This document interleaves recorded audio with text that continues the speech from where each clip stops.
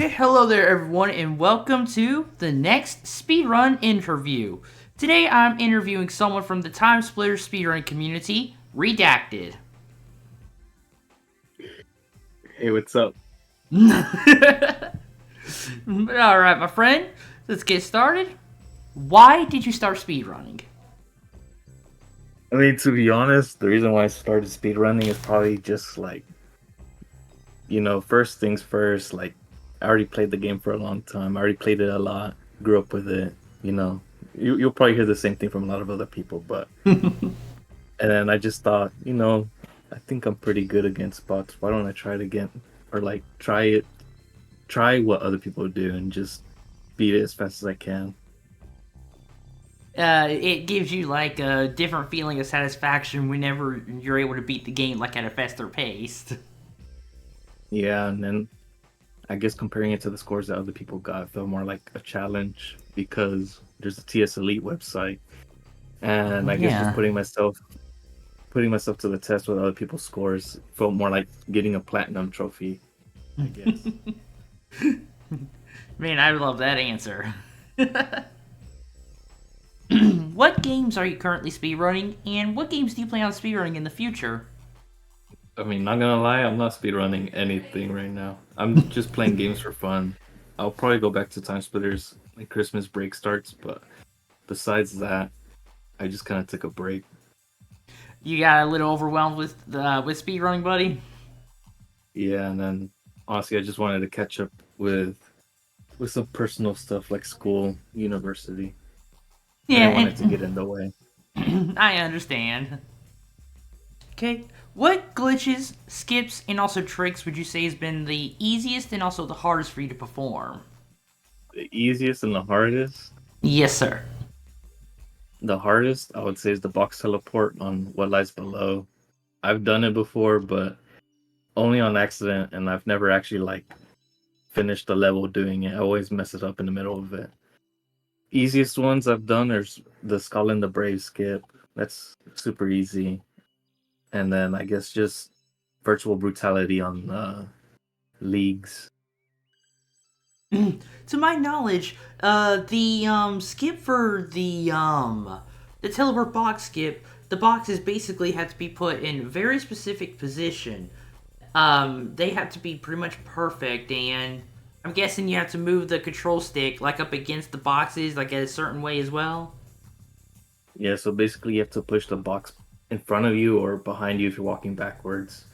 And then you have to basically use that to trigger the cutscene skip or kind of like the animation skip from what loads the next room. So it kind of acts like a cancel in a sort of way.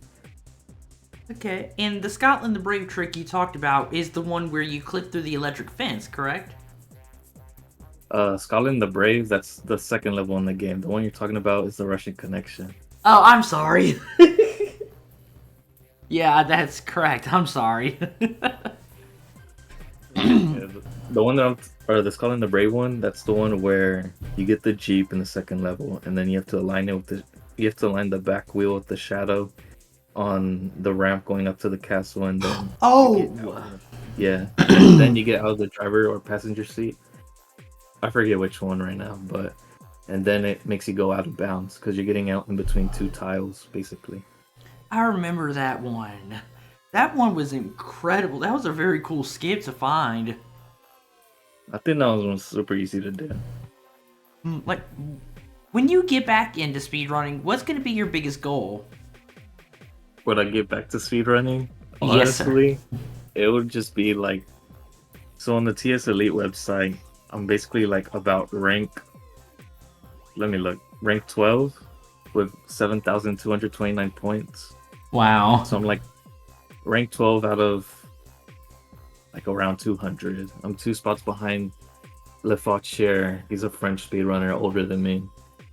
Um, and an older player too. Like he's been playing it longer than I have.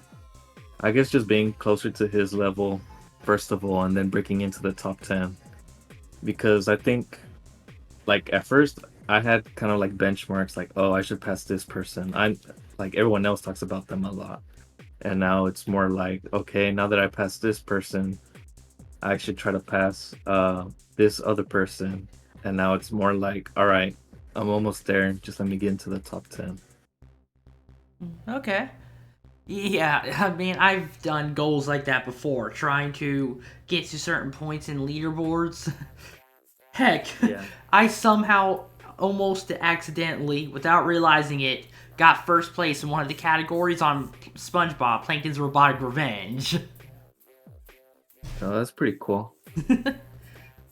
Like, what was the hardest speedrunning challenge you've ever done for yourself? Oof. Hardest one? I think one of the hardest one was probably a Vecla brick.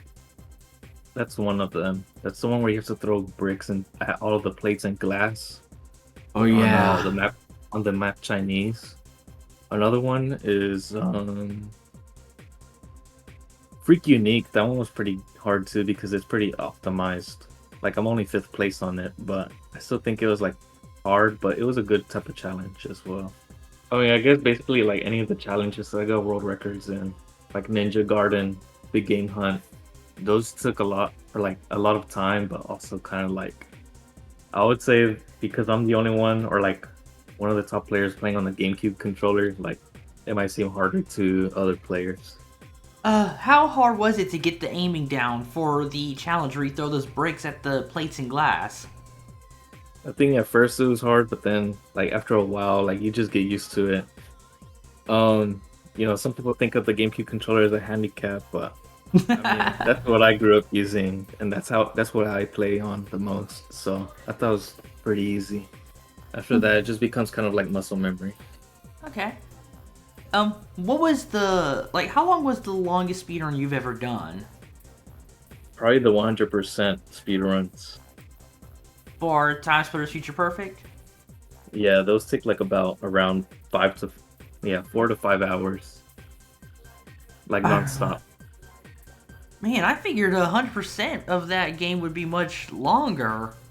I know the story takes a little less than an hour, but the the difficult challenges, I guess, is the platinums on those little missions. I don't remember what they were called. I mean, I would say the story mode, yeah, it's like around an hour, but the challenges and the leagues, they don't really take that much time, in my opinion. Like, I'm not trying to brag or anything, but I think they're pretty easy. So they're like quick to knock out. Okay.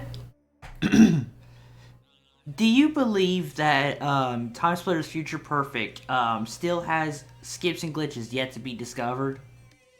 I mean, when I first started, I didn't know about any of them, and we're still like discovering some of them, so I still think so, yeah. Like most of them today, they're like skipping cutscenes or triggers, so I think that's kind of like where the future's at right now. Besides that, I can't really think of like any other way because we've already thought of everything with vehicles, or so I think.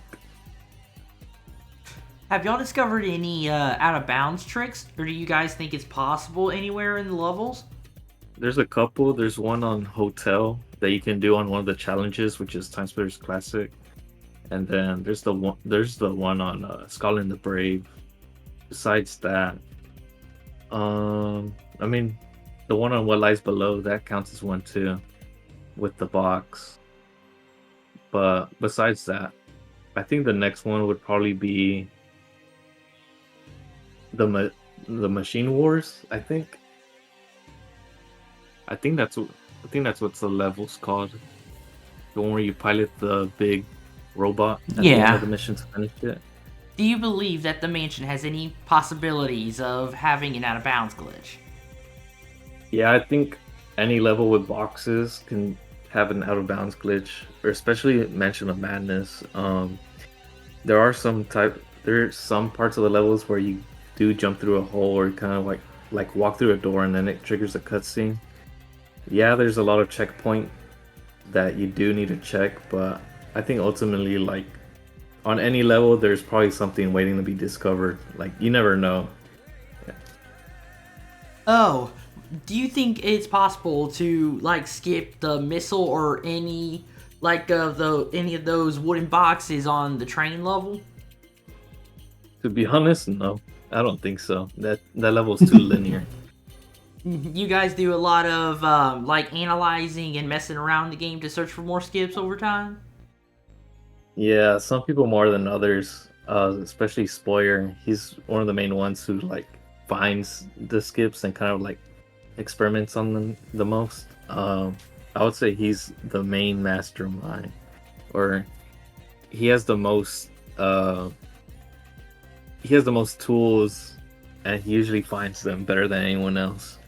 I think when it just comes to like everyone else, we just discuss them or kind of like brainstorm. Okay. Okay, everyone, and that's gonna be it for this interview. Short and sweet, just how I like it. Alright? If you guys want me to interview anyone else specific, let me know in the comment section down below. Okay, thank you so much for watching, everybody, and I'll see y'all next time. Goodbye, everyone.